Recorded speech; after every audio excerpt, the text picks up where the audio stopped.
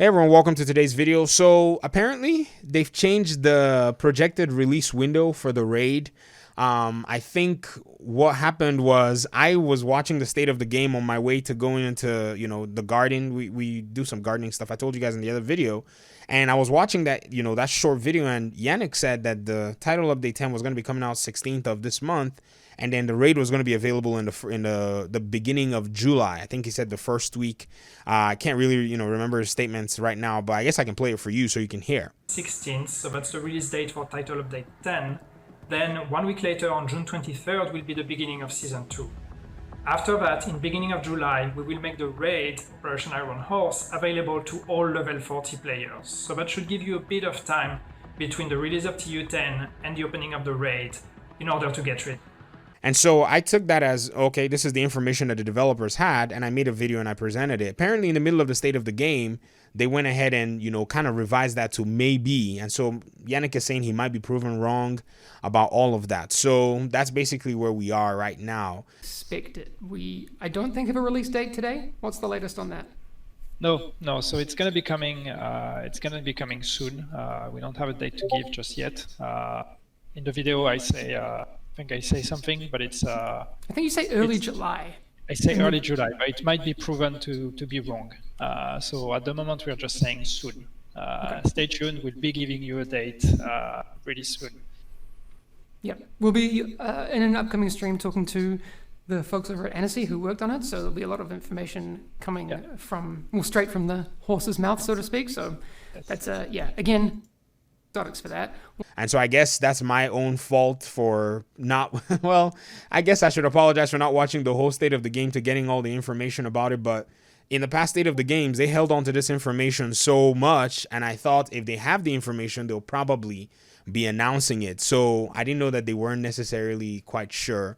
So I guess next time I'll just wait and watch the entire state of the game. But to be honest, all I was watching the state of the game for was not because of the seasons, which I knew they were going to be advertising and marketing, and I wasn't watching for anything else. I know the agent highlights are really cool and fun, but I've watched over 100 of them in some cases. So yeah, great.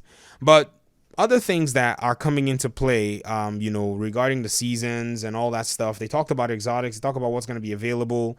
They talked about level 30 and level 40 players. I see some agents, expressing concern about, the content being gated to level 48, and all that stuff. Guys and girls, that is, your choice if you want to pay for the DLC or not. I'm not saying anybody should pay for the DLC. In fact, I would advise you not to pay for the DLC even, because it may not be worth your time. That's just the truth. And then, it will depend on what you want and what you want to get out of the game. And if by now you still haven't paid for the DLC, then it basically means you're not missing out on much, to be very honest. Because TU10 is going to come with changes, going to come with, different kinds of parameters. But even the raid is not going to solve your issues because they're not even adding matchmaking to the raid. So you still have to deal with everything that you've been dealing with in the game as you are on level 30 right now. Now, if you want to deal with that and just have the number 30 change to 40 and get a few other things, sure, you can get the DLC. But if you're not on the Warlords of New York side of things, to be honest, it's just a thing where you probably don't want to do it. And I'm going to be very frank with you. You're probably not going to gain like any kind of special enjoyment from it. This is just my own reasoning. And I saw a few things as well in the comment section with some people saying that they had another studio do the raid and all of that. I can't remember the name of this. I didn't hear the name of the studio that Hamish mentioned in State of the Game. I was listening, and he said they were going to be in a live stream with that particular studio.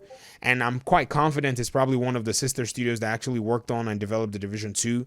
I know Massive is at the forefront of the game, but we basically, if you start the game again, you see the studios that are actually working on the game. I think there are about 3 of them or 4 that altogether actually did make and develop the Division 2.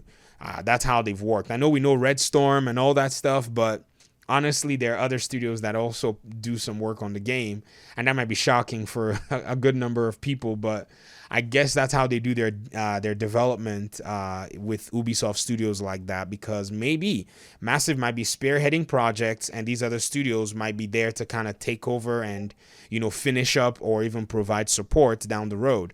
And for many of you that don't know, I've made videos about this before. Massive is working on another game. If you've not seen that video, maybe scroll through. It's probably 2-3 weeks old. And this is probably going to be eating their resources as well. Thanks for listening. Thanks for your time and audience. I'll see you all soon, hopefully. Peace.